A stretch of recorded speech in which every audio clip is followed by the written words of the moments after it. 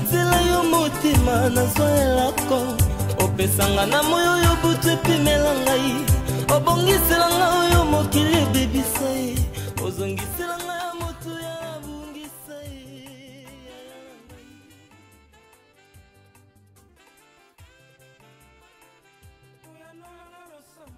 Bonsoir frères et sœurs, je suis Manu Zabana André, frère cadet du défunt Jado Germain Zabana, décédé le 12 août 1974 à Brazzaville, paix à son âme. J'aurais bien voulu être avec vous, malheureusement, pour les zones de santé, je suis resté à Paris. Mais soyez la bienvenue. Je vous parle de mon frère ici, parce que c'est lui qui a fait de nous, ma soeur et moi, si nous avons réussi. Il était passionné, il était attentionné, il était tout pour nous. Et nous lui disons grand merci. S'agissant de son parcours sportif, il a débuté au Mana Foot à Bakongo, dans la squad Azura, au stade du Lugos, avant d'intégrer l'équipe Léopard, toujours à Bakongo, en division C. C'est grâce à ses progrès que le Diable Noir C va le recruter, où il est resté juste 1 an avant d'intégrer le Diable Noir B, et c'est là qu'il va porter sa première paire de chaussures. Toujours percutant, il va donc intégrer le Diable Noir Senior, donc Diable Noir A, dans laquelle il va croiser Bukoki Kopa, Ngoudi Piatoni, Fimanchou, Massingo professeur, des Foufou et tant d'autres joueurs. Par rapport à son niveau élevé de football, qu'il va attirer l'attention des dirigeants de la Fédération congolaise de football et qui vont lui faire appel au sein de l'équipe nationale, B d'abord, en plus A, qu'on appelait à l'époque Congo Sport. Avec cette équipe, ils ont remporté la médaille d'or et premiers Jeux africains à Brazzaville en 1965. Il a également pris part aux éliminatoires de la CAN 72 à Yaoundé. Malheureusement, fracassé par la maladie, il n'a pas pu faire part de l'équipe qui avait été en déplacement pour Yaoundé 72. Aujourd'hui, il nous laisse 4 enfants comme héritage, ma soeur et moi, qui sont Zabana Jadal, Zabana Tony, Zabana Sydney et Zabana Flore. Pour nous, ce sont ces 4 bijoux en diamant que nous gardons en souvenir de notre frère. Pour vous qui êtes venus prendre part à ce 50e anniversaire de sa mort, pour tous les enfants, je vous dis grand merci. Et soyez bénis dans le nom puissant de Jésus-Christ. Amen. Bonjour la famille. Moi, c'est Félie, épouse Bouanga, la petite sœur du maréchal Jado Mwanamoke, l'unique, la spéciale, authentique. Vraiment, aujourd'hui, je vais dire quelque chose. À toi, mon aîné Jado, comme le mot me paraît si faible pour décrire l'illustre grand frère que tu étais, vraiment, c'est pas facile. C'est pas facile. Mais l'Éternel, notre Dieu, nous a accordé la grâce de réaliser cet événement. Alors, l'occasion m'est donnée de vous partager les quelques moments importants que j'ai eu la grâce et le privilège de partager avec mon grand frère Jado Mwanamoke, le maréchal, fils du pays. C'était un homme vraiment vertueux. Il aimait vraiment la famille. Il avait un grand cœur, très protecteur, passionné de football. Sa carrière fut couronnée de succès et ces moments furent très courts.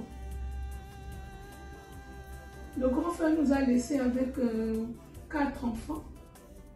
Il y a Jadal, l'aîné, Tony, Sydney et Flore. Aujourd'hui, les enfants sont grands, ils sont tous mariés avec des merveilleuses femmes. Elles sont belles, gentilles. J'aurais bien voulu vraiment connaître ces belles filles qui sont les nôtres maintenant. Et un beau fils aussi. Donc vraiment, parler de Jado, vraiment, cet homme-là, il aimait la famille, il aimait la patrie. Il jouait vraiment pour le pays, pour faire plaisir vraiment au pays. Tout le monde l'aimait, tout le monde voulait le toucher, tout le monde voulait être avec lui. Vraiment, parce qu'il était un homme de grand cœur. Il était beau. Tout le monde l'aimait. Notre maman était très fière de son fils, nous aussi. Ça, c'était vraiment notre grand frère. Je me rappelle quand j'allais au stade, les gens m'appelaient Jadal. Jadal, Jadal. Même à la maison, on avait une cafétéria. C'est un autre qui tenait ça, les joueurs de Diable jaune, Diable noir. Il y avait Aspantou qui venait manger là. Et quand il venait, il m'appelait Jadal. Il m'apportait des cadeaux. Et tout. J'avais des très beaux cadeaux grâce à mon grand frère. C'était vraiment merveilleux. Notre maman faisait beaucoup à manger parce qu'elle savait que vraiment, les gens viendront nous trouver pour manger avec nous. Les gens partaient de l'intérieur du pays pour venir habiter avec nous. Ils ne se posaient pas les questions, ils disaient que ça c'est qui, ça c'est... Non, ils recevaient tout le monde. Les gens venaient, ils mangeaient, ils habitaient même avec nous, ils dormaient avec mon grand frère, mon deuxième grand frère, le commandant Mano Zabana André. Et il y a Lombe, il était là avec nous à la maison, il y avait des Paul, il y avait vraiment tout le monde, parce que c'était un homme qui avait un grand cœur. C'était vraiment merveilleux. C'était vraiment merveilleux. Un homme très protecteur, passionné de football. Après, maintenant, les gens m'appelaient Jadal, mais quand il a eu son premier fils, il a prénommé son fils Jadal. C'est pas vraiment, en tout cas, vous allez peut-être rire et tout. C'est pas le hasard, hein, chez Dieu, le hasard n'existe pas. Jadal, moi je suis né le 8 novembre, Jadal aussi est né le 8 novembre. C'est vrai, c'est ça. Donc, vraiment, Jado, c'était un grand homme. Un homme vertueux, comme je l'ai dit, au grand cœur, très protecteur. Il aimait beaucoup le football et tout le monde l'aimait aussi.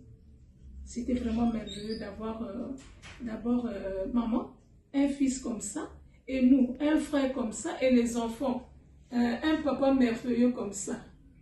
Oh là là, vraiment, c'était vraiment merveilleux. Jado, on ne l'oubliera jamais. Il sera toujours dans nos cœurs. Aujourd'hui, au niveau de Brazzaville, il y a un coin, je ne sais pas si c'est une gare routière, où on a dit arrêt Jado. Donc, tous les jours, le nom de Jado sort de la bouche de tous les Congolais. Ceux qui quittent tel endroit, je ne sais pas où, pour arriver à Mukudjouaké, ils disent arrêt Jado. C'est une gare routière. Donc, Jado, c'est un homme merveilleux. Que Dieu ait son âme. Et nous allons toujours l'aimer. Toujours, toujours. On ne l'oubliera jamais. On ne l'oubliera jamais. Que Dieu nous bénisse, nous tous, il nous garde. Et que Dieu bénisse aussi le Congo, qui est notre pays. Amen. C'est parti. Quand j'ai rencontré Jado, je ne savais pas que c'était un footballeur. C'est vrai, en plus, je ne le savais pas. Un jour, sur sa mobilette, il m'aborde. Me demande mon prénom. Moi, Germaine. Lui, Jado Germain. On a rigolé sur ça. Et depuis, on ne s'est plus quitté. De cette union sont nés Jadal, Sydney, Flore, la toute dernière, qui est venue combler les attentes de son père. Sans oublier Tony, le deuxième de cette fratrie. Malheureusement, il n'a pas pu profiter de ses enfants comme il se doit, parce qu'il est parti trop tôt et c'était un père très aimant. J'ai eu l'occasion de le voir jouer un match mémorable avec le Brésil de Roi Pelé au stade de la Révolution.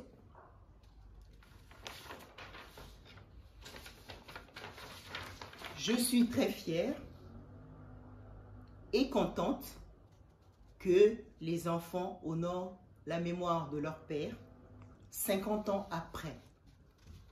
Que Dieu soit loué. Papa, 50 ans après ton départ, ton souvenir demeure à jamais gravé dans mon cœur. Tu es parti bien trop tôt et tu nous rappelles qu'ici-bas, notre vie est peu de choses. Tout passe, tout s'efface, sauf les souvenirs. J'ai l'image de toi, papa, me déposant au jardin d'enfants, et aussi l'image de ton départ aux entraînements, où tu nous disais au revoir sur ta mobilette. Merci pour tout ce que tu as accompli, de ton vivant dans le football et au sein de la cellule familiale. Connaître son histoire et la transmettre est un devoir et une responsabilité mémorielle. Comme le disait si bien Jean d'Ormesson, il y a quelque chose de plus fort que la mort, c'est la présence des absents dans la mémoire des vivants. Papa, tu resteras à jamais gravé dans mon cœur. Bonsoir, bonsoir à toutes et à tous. Je viens apporter ce témoignage et dans l'élan de la commémoration justement des 50 ans du décès de notre père, le défunt maréchal Jadot Zabana, dont je suis le deuxième fils, Tony Zabana. Et c'est vrai que c'est pas simple d'apporter un témoignage, étant donné que à son décès, nous étions très petits. Figurez-vous que le premier enfant, notre grand frère, n'avait même pas 5 ans, je crois. Et alors imaginez maintenant les quelques petits souvenirs, et moi je dirais que c'est des flashs que j'ai, hein, qui traversent des fois mon esprit, et bon, je vais quand même en donner 2 ou 3. Je voulais dire que notre père était, comme la plupart des pères, un papa attentionné, et surtout envers sa famille, ses enfants que nous sommes. Et je me souviens une fois comme ça, hein, un peu, c'est un souvenir vague, hein, mais je vais quand même le donner comme témoignage. Et il m'avait emmené à l'entraînement des Diables Noirs, et c'était au centre sportif, hein. À cette époque, Diables Noirs s'entraînait justement à cet endroit. Et voilà, j'étais tout content et heureux, comme tout gamin qui regardait son papa taper dans le ballon. Donc voilà, qu'est-ce que je peux ajouter encore comme témoignage? Je me souviens encore, hein, vaguement, comme je l'ai dit au premier abord, un jour où nous jouons, mes frères et moi, dans la cour de la parcelle familiale, donc justement à la Glacière, et il y avait un homme frappé par la folie qui passait et qui était un peu menaçant. Et petit que nous étions justement effrayés. Et à ce moment-là, notre père a surgi en nous entendant crier. Non, plutôt l'homme fou était entré justement dans la parcelle, et nous avons assisté à une bagarre entre notre père et cet homme fou, voyez-vous. Donc voilà, c'est un mélange un peu de petits souvenirs comme ça, hein, qui traversent l'esprit. Et donc je peux encore aller piocher un autre témoignage où il m'avait emmené au Stade de la Révolution lors d'un match de Diable Noir contre un autre club que je ne saurais justement vous dire parce que j'étais encore très petit et je rappelle que de souvenirs très vagues d'un petit enfant. Et c'est plutôt au retour de la maison que les personnes du quartier racontaient cela, puisque le match était transmis à la télévision nationale et que les gens m'auraient vu sur une séquence où mon père était crocheté et se retrouvant au sol. Et donc, je m'étais justement levé du banc et courant vers mon père. Alors, les adultes qui étaient là m'avaient justement rattrapé. Alors, voyez-vous, c'est des souvenirs comme ça. Alors, je vais terminer par cet autre témoignage qui est, bon, plus émouvant.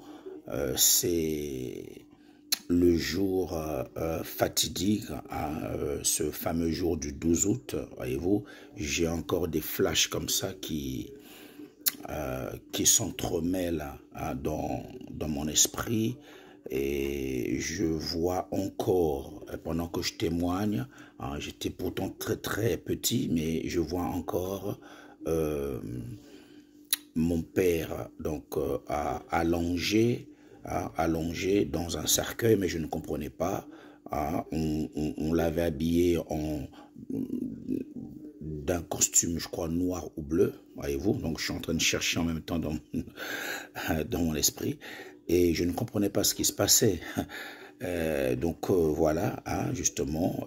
Or, ce n'est bien après, qu'en grandissant, que j'avais compris que ce que je voyais, c'était en fait le corps sans vie de mon père qui était allongé et quelque temps après qu'on portait en terre, voyez-vous. Donc j'en ai pleuré dans mon jeune âge en grandissant, en réalisant cela. J'en avais vraiment beaucoup pleuré. Mais voilà, aujourd'hui, mes frères et moi, ma sœur, nous sommes de grandes personnes. Voyez-vous, nous sommes de grandes personnes par la grâce du Seigneur. Et voilà, les souvenirs que moi, personnellement, que je garde.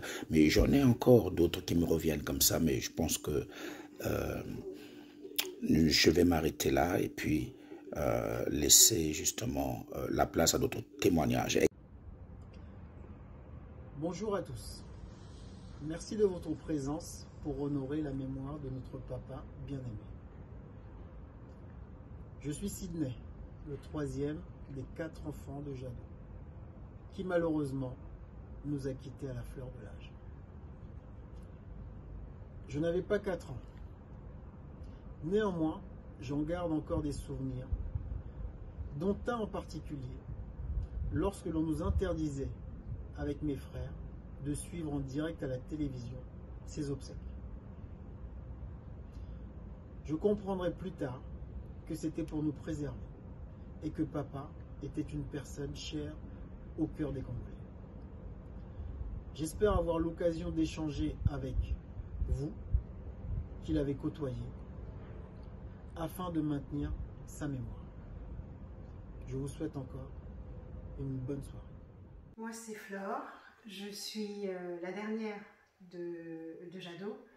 J'arrive après Jadal, Tony et Sidney. Je n'ai pas eu l'occasion de connaître papa. Il est parti trop tôt. J'avais 9 mois quand il est décédé. Je suis néanmoins contente de savoir qu'il attendait une fille et qu'il a pu me voir arriver. Il a partagé quelques moments avec moi, dont malheureusement je n'en ai aucun souvenir. C'est vrai qu'à 9 mois, c'est très tôt. Je suis fière aujourd'hui que son nom soit perpétué.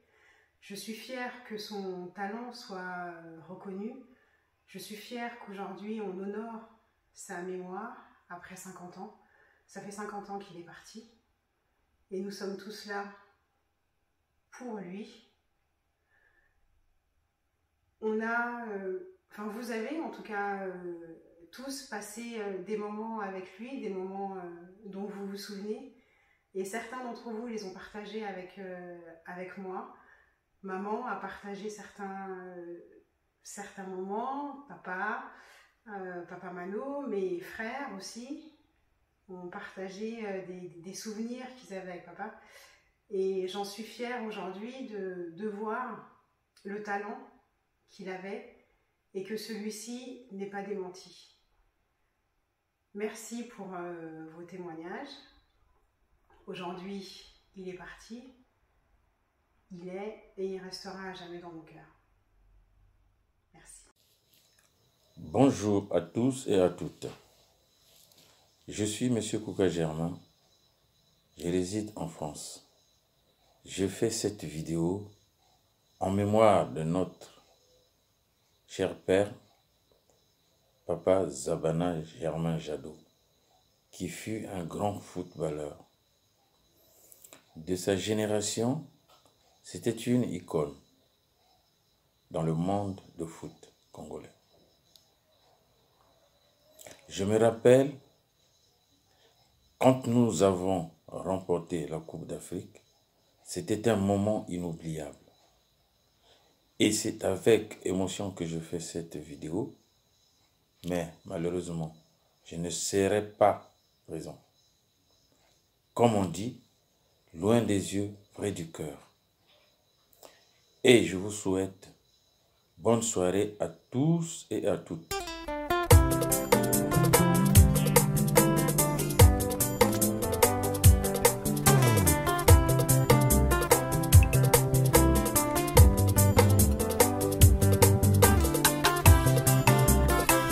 natila yo motima nazwelako opesanga na moyo oyo butu epimela ngai obongisela ngai oyo mokili ebebisa ye ozongisela ngai ya motu ya abungisa ye yayala ngai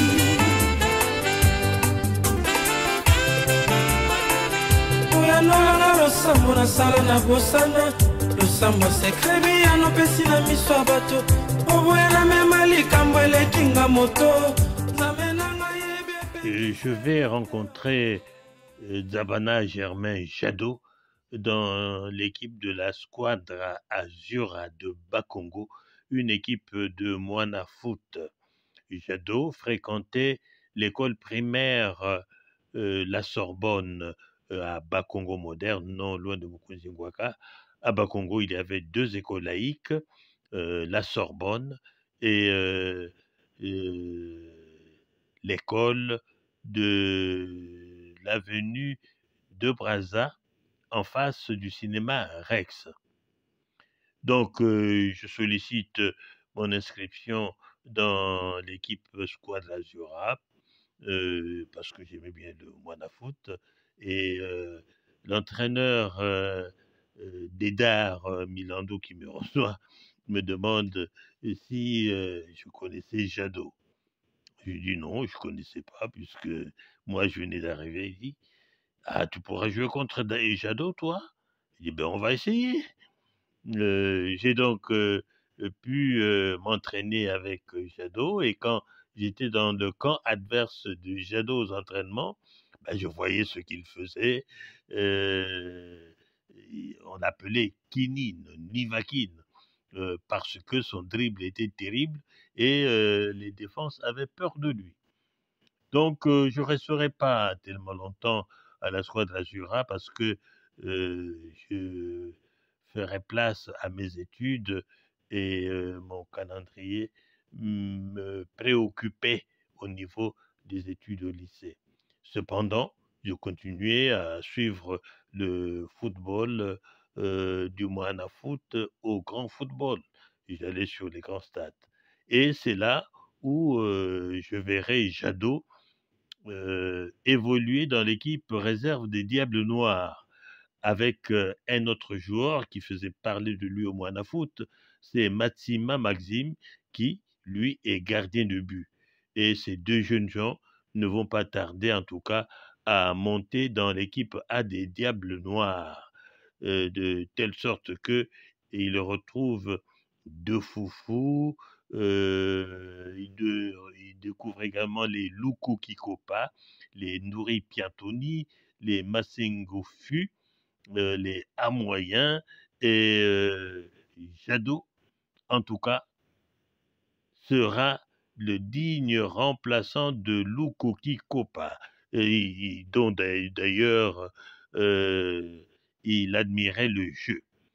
Et Jadot va se distinguer, en tout cas, comme un milieu de terrain terrible. Il va porter parfois le dossard 8, parfois le dossard 10, mais il affectionne beaucoup le dossard 10. Et c'est ce dossard qui fera parler de lui. Dans ses dribbles, dans ses passes, dans ses buts, Jadot était un joueur complet. Et il fallait le voir jouer.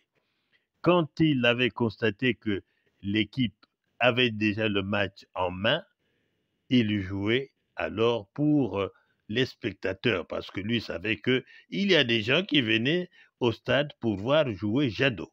Et en tout cas, ces moments-là se situaient souvent dans les fins de match, et Jadot était terrible. Jadot était un gagneur. Quand l'équipe avait gagné, le reste, c'était faire plaisir au public. Ceci était aussi valable en équipe nationale qu'avec les Diables Noirs. Au Diable Noir, des buts, il en a marqué et il en a fait marquer, surtout avec son compère Bikouri.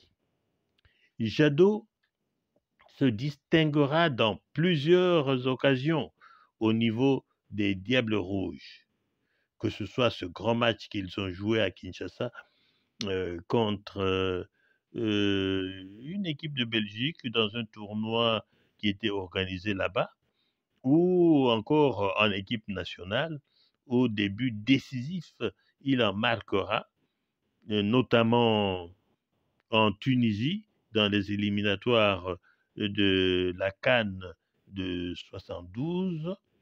Il en marquera également au niveau de l'équipe nationale à Brazzaville. On le verra marquer l'unique but de Congo contre la Roumanie. Et enfin, c'était monsieur qui, quand il avait le ballon, le stade avait les yeux sur lui. Je me rappelle d'un but terrible qu'il marquera contre les Abeilles de Pointe-Noire. Il a balayé tout le milieu du terrain des Abeilles, il balaye la défense, il a les buts ouverts devant lui et il va d'un tir au plafond marquer le but. Il lève les bras et le public lui répond.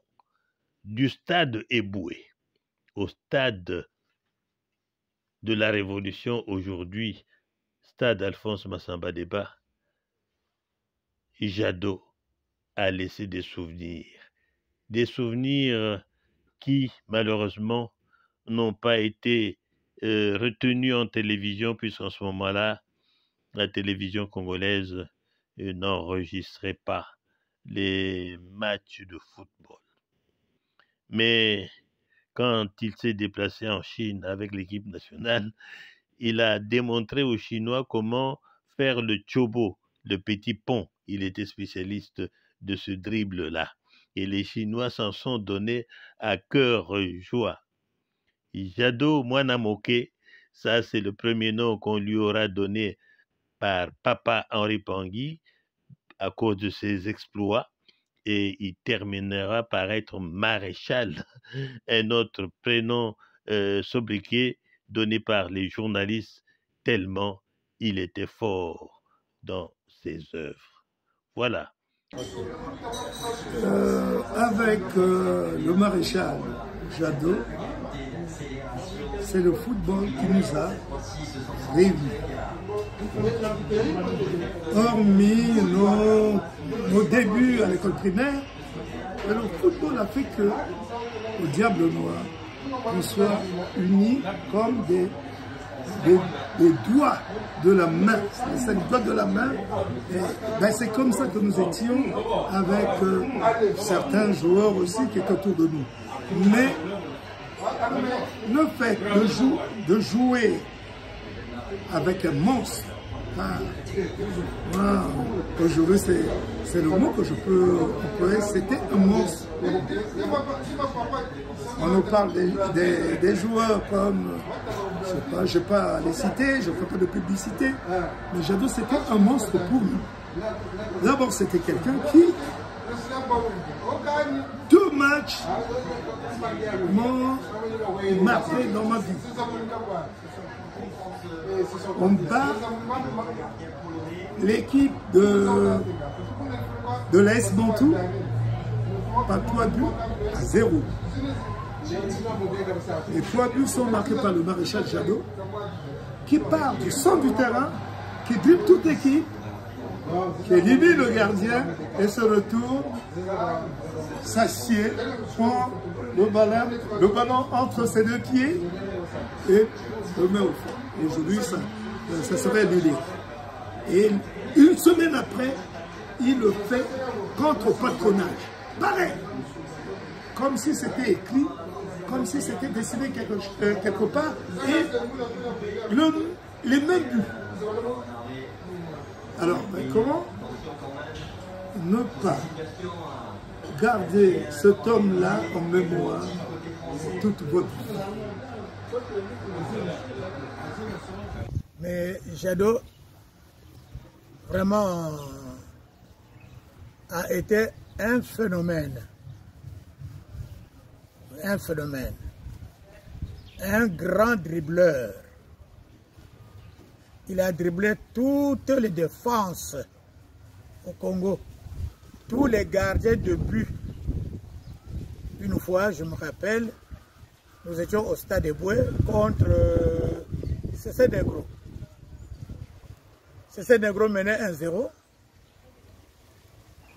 Et Diable Noir a égalisé.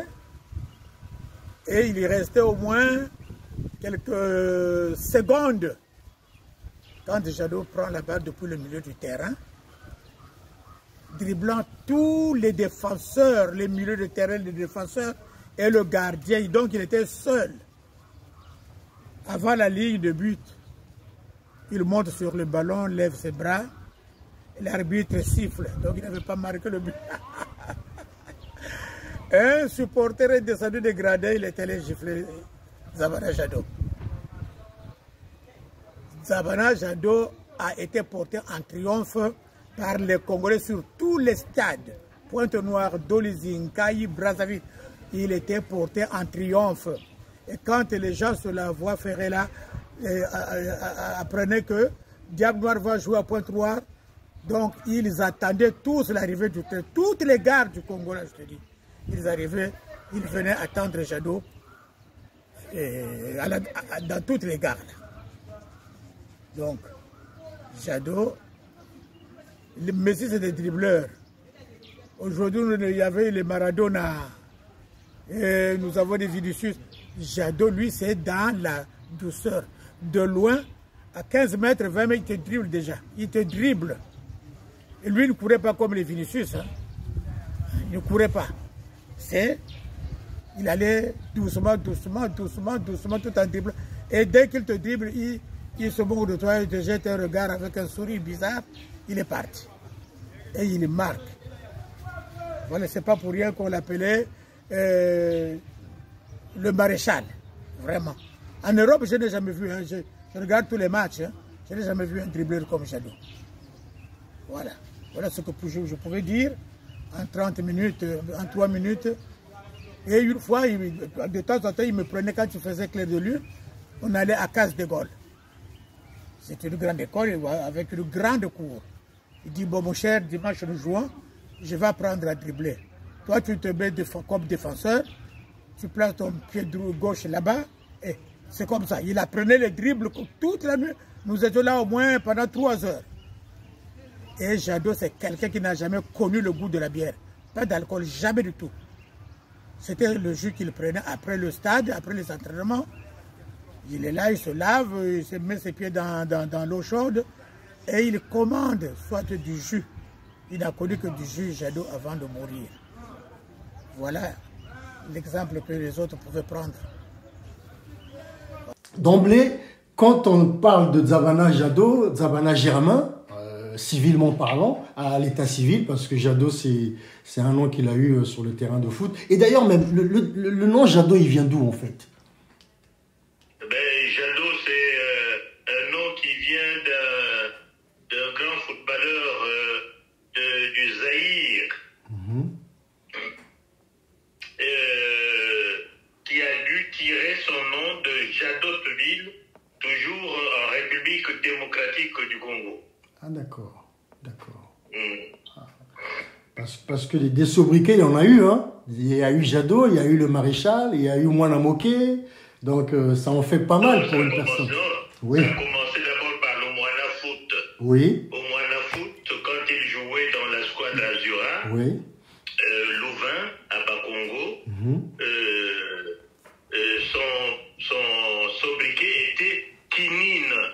Nivakine. Nivakine, oui. Parce que quand il driblait, hein, c'est comme si vous avez avalé la quinine qui est amère. Ah, d'accord. Donc, il laissait un goût amer au défenseur. Donc, oui.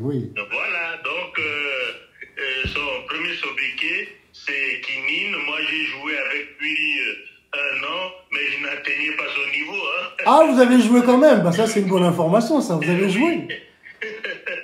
J'ai joué avec lui un an, mais je n'atteignais pas son niveau. Il était déjà trop loin. Ah, trop loin. Et vous aviez joué quel poste, vous? Moi, je jouais attaquant. Je pouvais jouer à droite, ailier droit, ailier gauche et même avançant. Ah, d'accord. Ah, bah, ça, c'est une information que j'avais pas. Ah, bah, c'est bien. Quelque part, vous êtes passé du terrain au micro, donc vous connaissez au moins de ce que vous parlez, de ce que vous commentiez, quoi. Oui. Moi, j'ai pas joué, disons, j'ai pas fait le haut niveau, mais j'ai fait un niveau amateur. Et le football, c'était mon dada. Hein. Ah, d'accord. Ah, bah, c'est bien, c'est bien. Et je me suis aussi inspiré du livre que vous avez écrit, Les Charmants Diables Noirs. Oui. Où vous faites état de l'histoire de Diable Noir et puis de quelques individualités qui sortaient un peu du lot, dont Papa en faisait partie.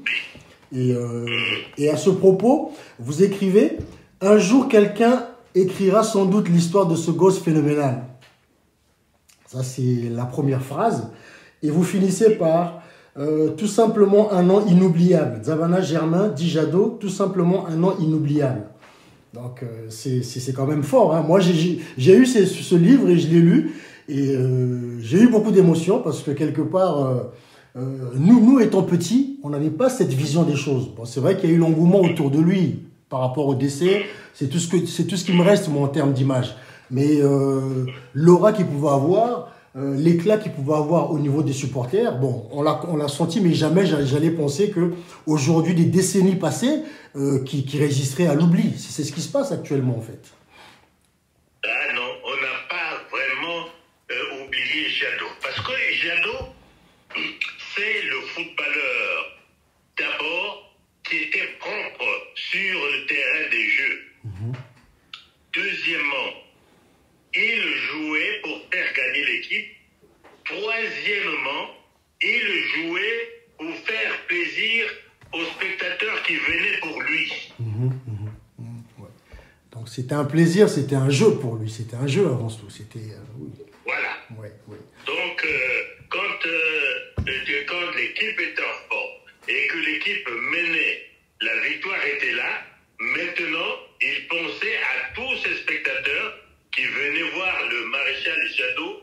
Et là, en ce moment, il rentrait dans les dribbles pour faire plaisir à tous ces spectateurs. Oui. C'était ça, Jadot. Ah oui.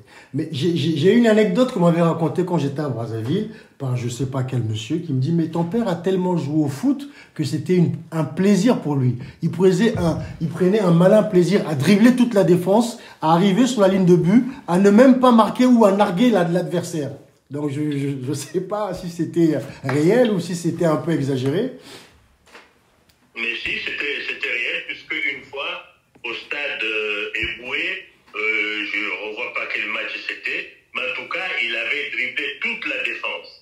Il arrive sur la ligne de but, et puis il garde son ballon. Il est là, il est tranquille. Et quand il voit que les défenseurs arrivaient, bon, il s'est couché sur le ballon, et il a propulsé le ballon dans les buts. Ah, c'est ça, Jadot. Ah là là. Et j'ai encore dans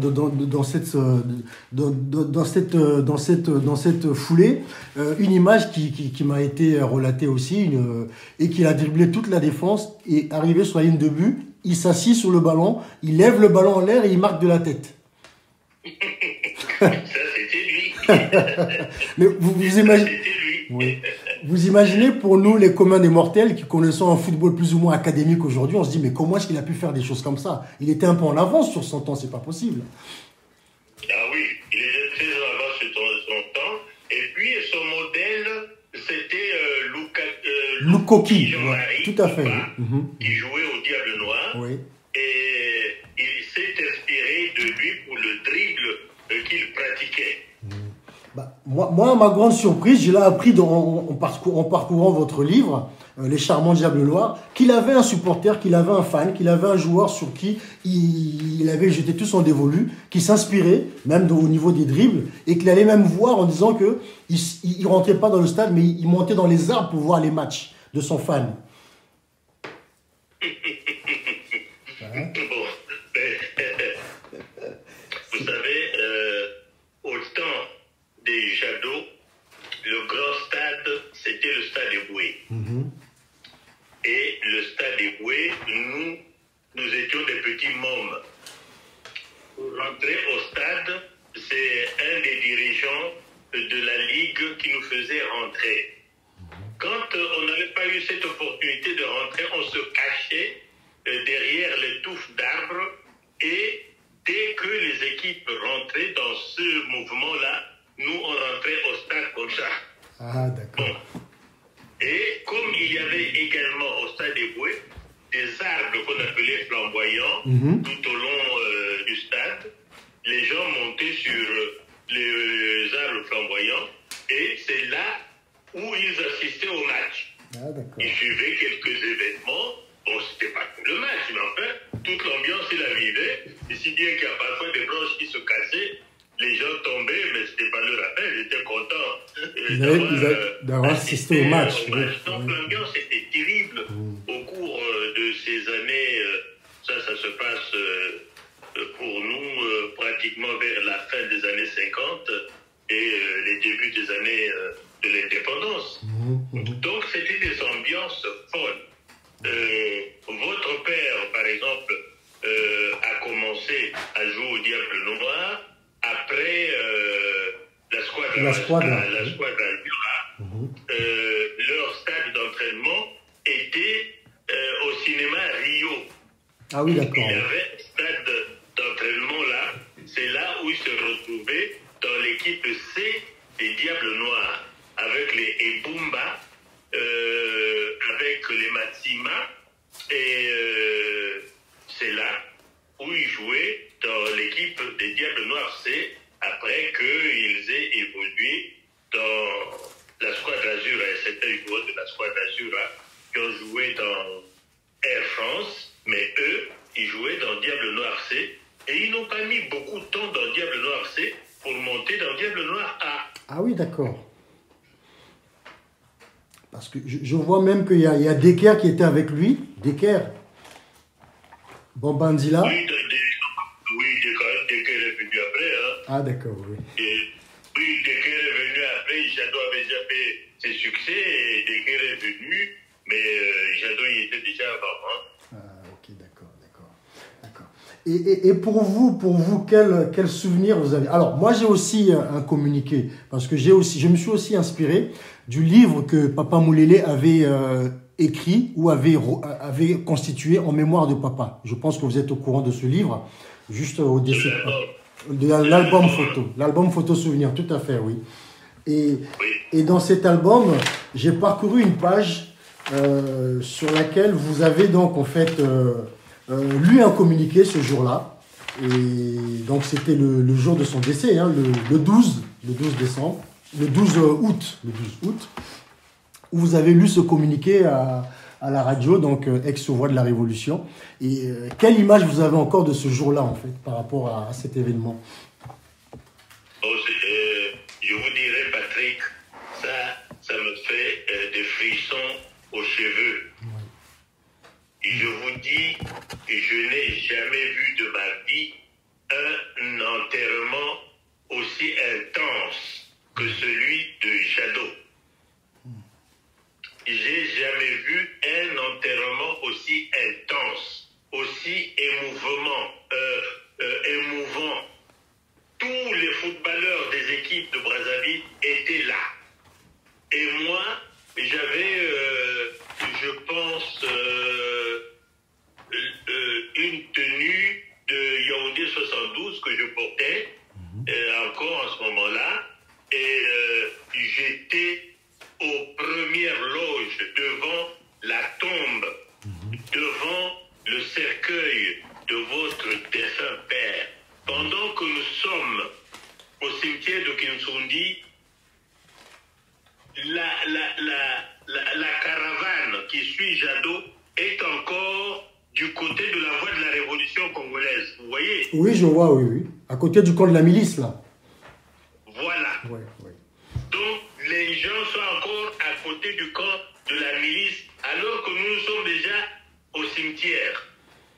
Donc, ça fait pratiquement, je peux dire, au moins 2 kilomètres, une foule immense.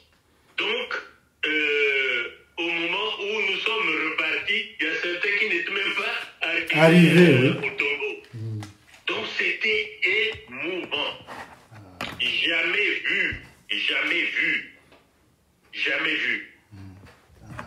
Voilà le souvenir émouvant que je garde d'un enterrement d'un sportif depuis cette jeunesse où je commençais à être journaliste sportif et jusqu'au sortir dans ma retraite, j'ai jamais vu pareil enterrement émouvant d'un sportif.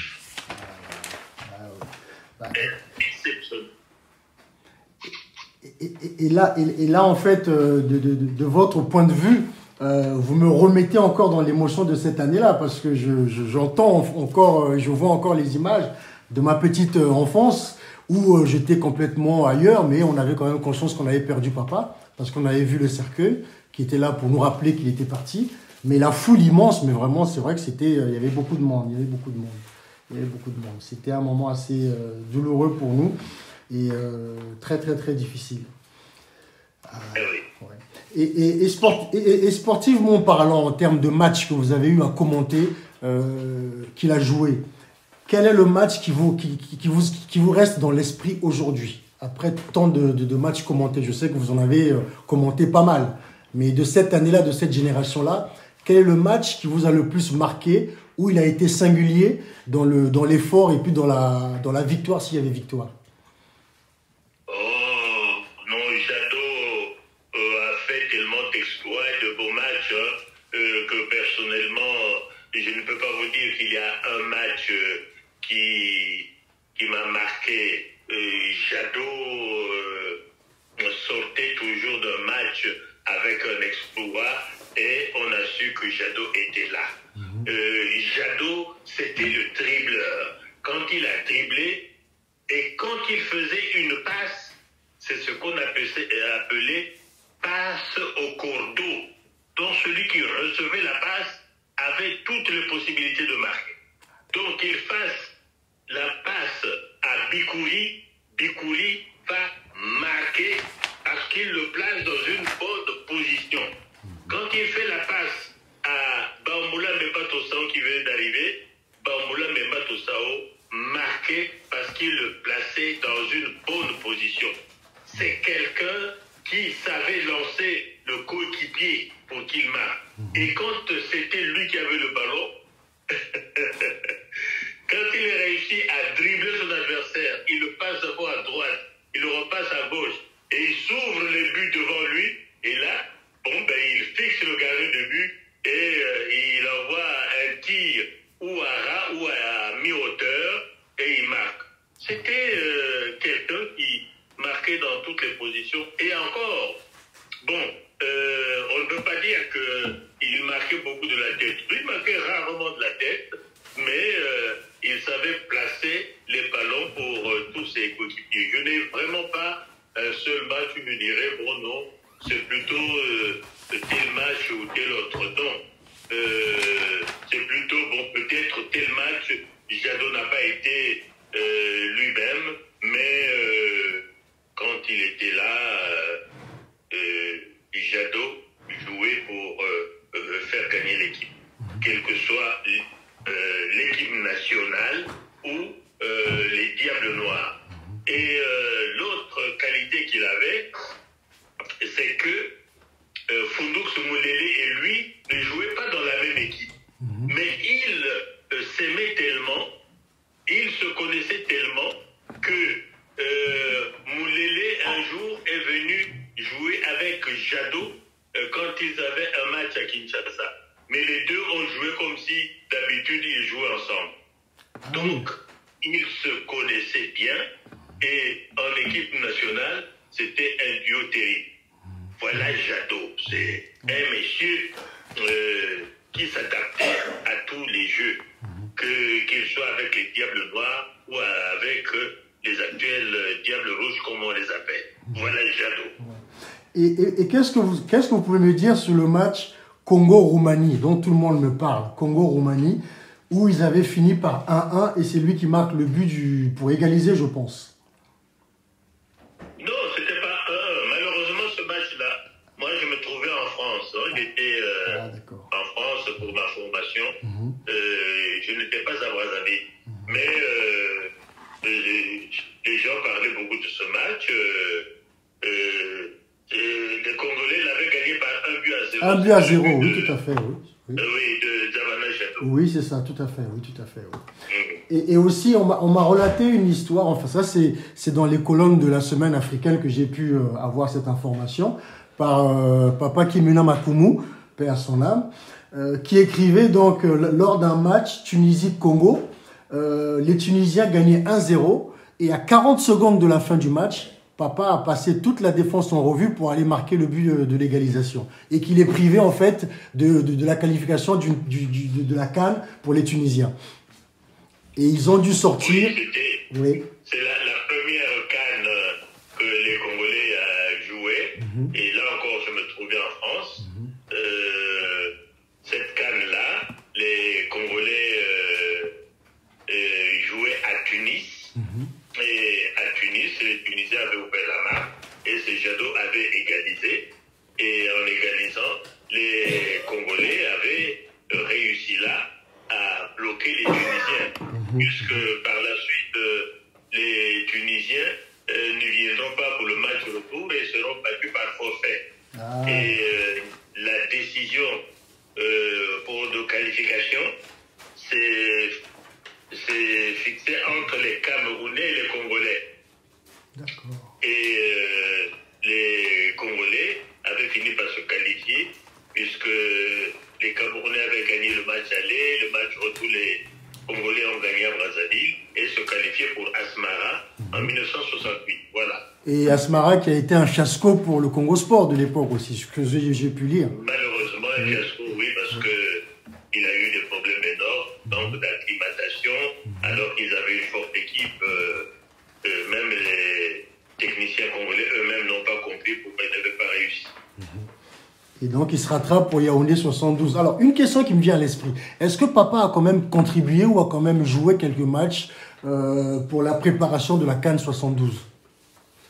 Les éliminatoires. Bon, disons qu'il a été présélectionné pour la CAN de 72, oui. Mais après, il n'a pas continué parce que en ce moment-là, les Diables Noirs étaient leaders du championnat. Lui, il va tomber malade et il ne continuera pas les éliminatoires et par la suite, il nous quittera. Il n'avait pas pu donc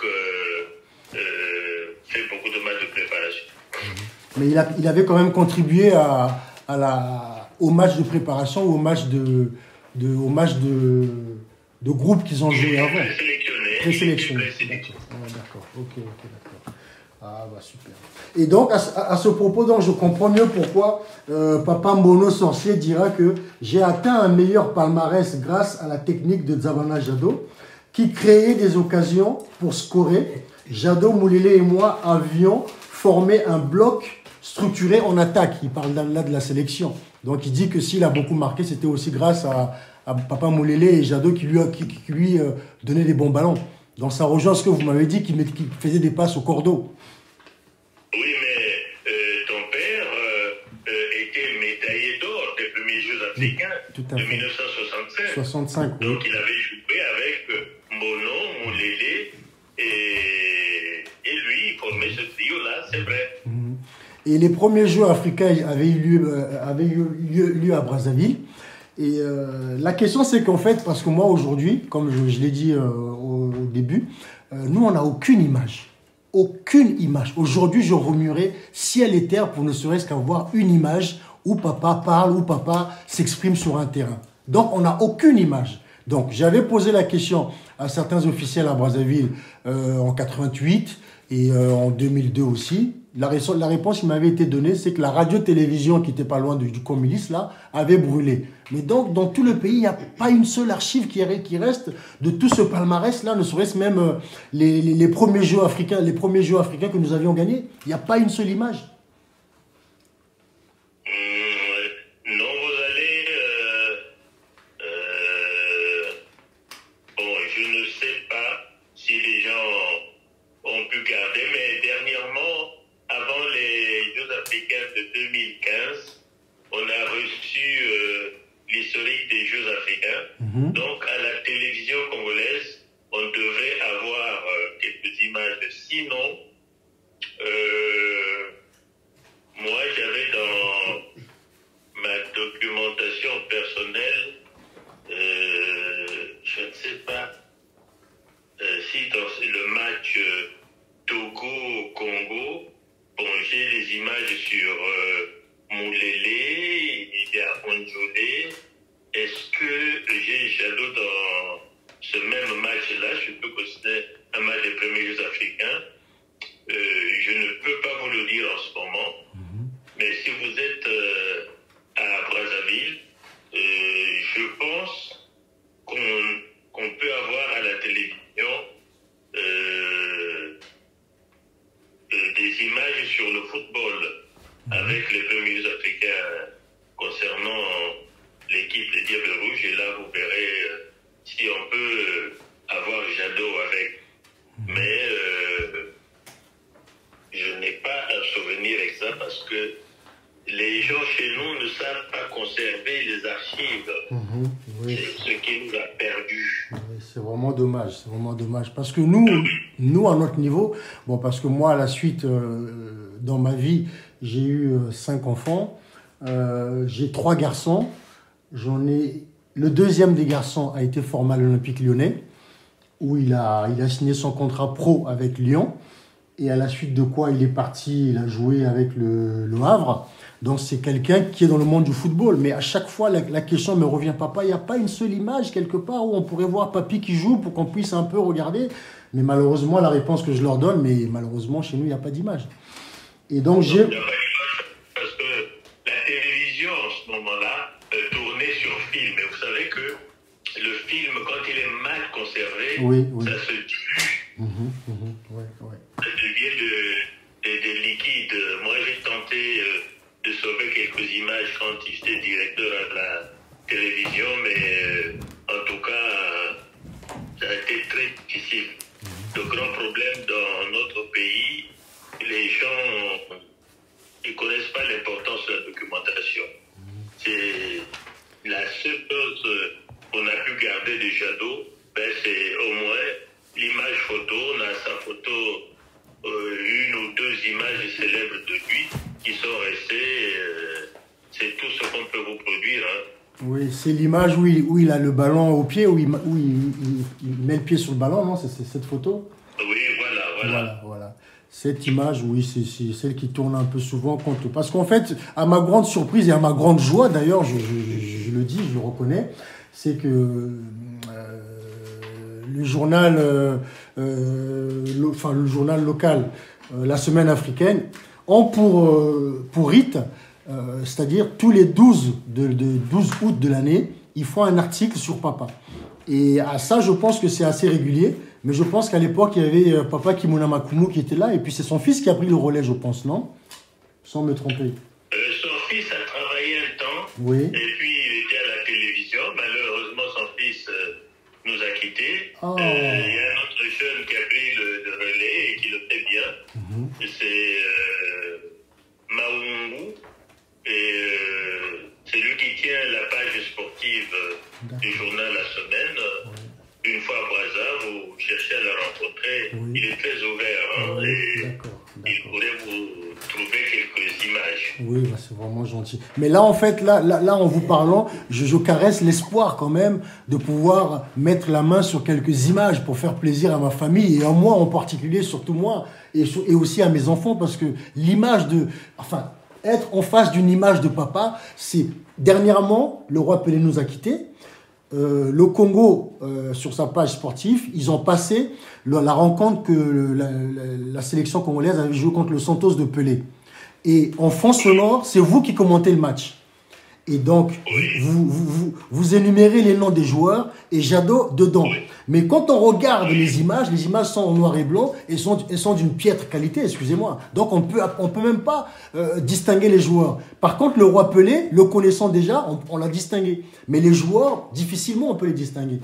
Donc là, encore une fois, il y a eu votre voix qui a salué le départ du roi Pelé au niveau de tous les Congolais parce qu'on a eu cette image qui a circulé sur tous les réseaux. Mais est-ce que ce match, papa l'avait joué? Parce que là, vous l'avez énuméré sur les joueurs qui... Papa a joué les deux matchs. Le premier match de 67 et le deuxième match de 69.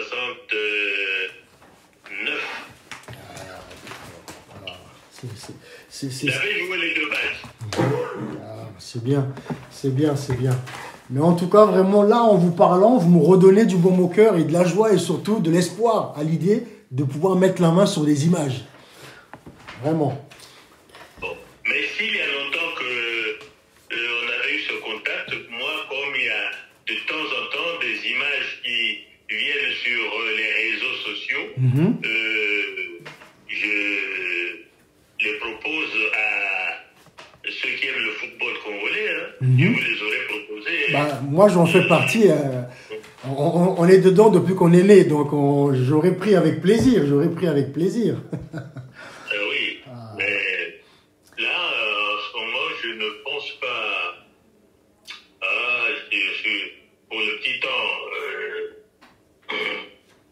pour le petit temps où je suis en France, là, je n'ai pas grand-chose. Et localement, je rassemble quelques images, mais je sais que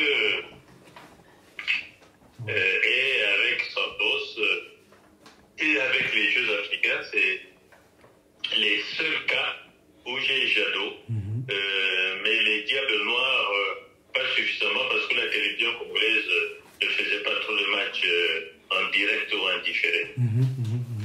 Oui. Qu'est-ce qui me vient à l'esprit?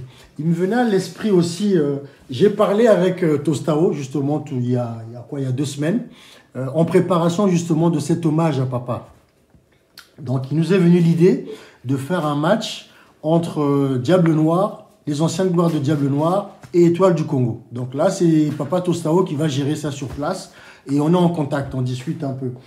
Et je me disais peut-être qu'il y a certains journalistes qui l'ont commenté, qui sont encore en vie, mais malheureusement, au vu de ce que vous m'annoncez, malheureusement, avec le temps, il y en a qui sont déjà que Dieu a rappelé. Parce que celui qui lui a surnommé le nom de Mwana Moké, est-ce qu'il est toujours entre nous ou Dieu l'a rappelé? Oh, il y a longtemps qu'il nous a quittés, c'était Papa Henri. Voilà, c'était Henri Pangui, voilà, Papa Henri Pangui, voilà. Oui, c'était Papa Henri Pangui, il n'est plus, Germain Bisset n'est plus. Oui. Bon, il n'y a que moi qui suis là, mais sinon, ceux qui ont connu vraiment Jadot, ils sont plus là. Ils sont plus. Oui. Vous aurez tout de même Fidel Salgar Diaomba, qui l'a connu peut être le commentateur de ce match-là entre les doigts des Diables. D'accord, bah, écoute. Et aussi que Dieu nous prête vie parce que il est fatigué, il sent, mais il tient encore un peu. Ouais. Ah là là. Bah, en fait, moi j'ai essayé un peu de comprendre les surnoms qu'on lui a donnés, ça venait d'où. Et j'ai compris que le maréchal, c'était Germain Bisset qui lui avait donné ce nom lors d'un match Diable Noir Bilima, comptant pour le compte de la Coupe d'Afrique des clubs champions. Où Diable Noir avait gagné 2-1 et au match retour, il gagne 2-0 sur place. Où papa avait été exceptionnel avec le gardien Mantima qui avait arrêté tout sur son passage. Et c'est là où il donnera le nom maréchal à papa. De ce que j'ai vu dans les livres. Hein. Oui. Et Bisset. Germain Bisset. Oui. Et qui est plus aussi, j'ai vu sur internet qu'il était plus depuis 2011, il nous a quittés. Malheureusement. Oui. Ah là là, c'est vraiment triste. Hein. Oui. Mais en tout cas, papa, c'est bien gentil d'avoir pris un peu de ton temps pour répondre à ces petites questions qui sont d'ordre un peu privé et personnel. Et puis, pour constituer un peu le puzzle qu'on a, nous, au niveau sportif. Parce que familialement, papa et maman ont pu nous aiguiller, nous donner un peu les signes comment papa était. Mais vous, comme j'apprends que vous avez joué avec lui, quel était-il en tant qu'homme? Comment était-il? Parce que beaucoup me disent qu'il avait un humour glaçant. Papa Fumantu disait que c'était quelqu'un avec qui on pouvait rigoler. Mais est-ce que vous avez une anecdote à me donner pour que je puisse resituer mieux sa personnalité? C'était quelque chose de très aimable. De toute façon, quand nous, au Malafoot, on l'appelait Nivakin, après qu'il était dribblé, il riait de quoi, et puis après, il continuait. Il était très sympathique. Ah, d'accord. En tout cas, je ne vais pas vous retenir plus longtemps, ça fait 30 minutes, mais en tout cas, vraiment du fond du cœur, merci beaucoup.